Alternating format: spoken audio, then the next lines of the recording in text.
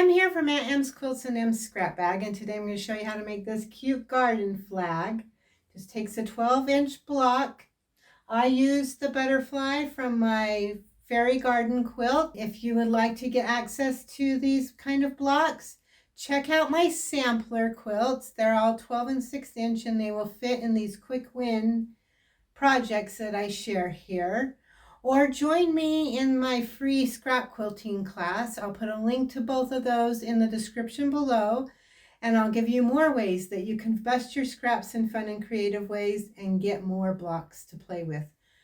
Thanks for watching my video. Remember to like and subscribe. All right, let's get started. To make your garden flag, you're going to want a 12-inch block. You're going to want 2 pieces of interfacing that are 12 inches by 16 inches. You're going to want a 1.5 by 12.5 inch of background. You're going to want a 2.5 by 12.5 of background and a 3.5 by 12.5 of background, and then you're going to want a 12.5 by 16.5 of your background. That will be the back of your flag. So what we're going to do first, so our 1.5 by 12.5 on top and our 1.5 by 3.5 along the bottom of our block, like that. That will give you this piece. We're going to take our pressing mat, we're going to turn this upside down. We're going to take our 12 by 16 of our interfacing. We're going to kind of center it on here so that we have a 1/4 inch. Can you see how it doesn't go to the edge? We want that 1/4 inch all the way around, so it kind of gives some stiffness to our block, but it's not going to add a lot of bulk to our seams. And I'm just using fusible interfacing. I'll put a link to that in the description. We're going to do that same thing with our backing. Kind of center it so we have that 1/4 inch around, and then just adhere that fusible interfacing.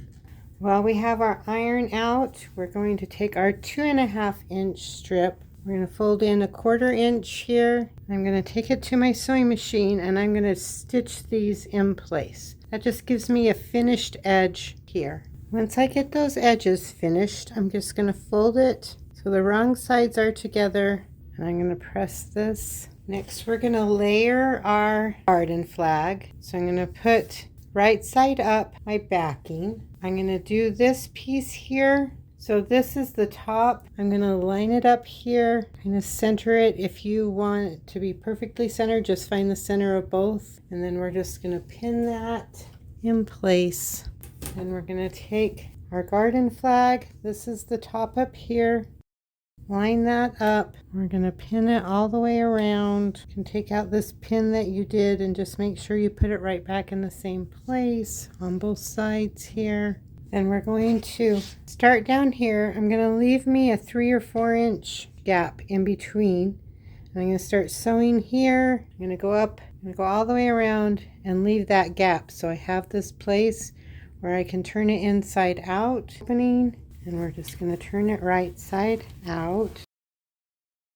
Pop those corners out. We're just going to turn this in so we have a crisp edge. I'm going to press that. We can go all the way around the edge, getting that crisp edge. This is our hanging area. And then I'm just going to blind stitch this down here, close up the bottom of my flag. And that will finish your garden flag. You can just get a post at Walmart, Amazon. I'll put a link in the description below where you can get them and just hang them in your yard. Thanks for watching. We'll see you next time. Bye-bye.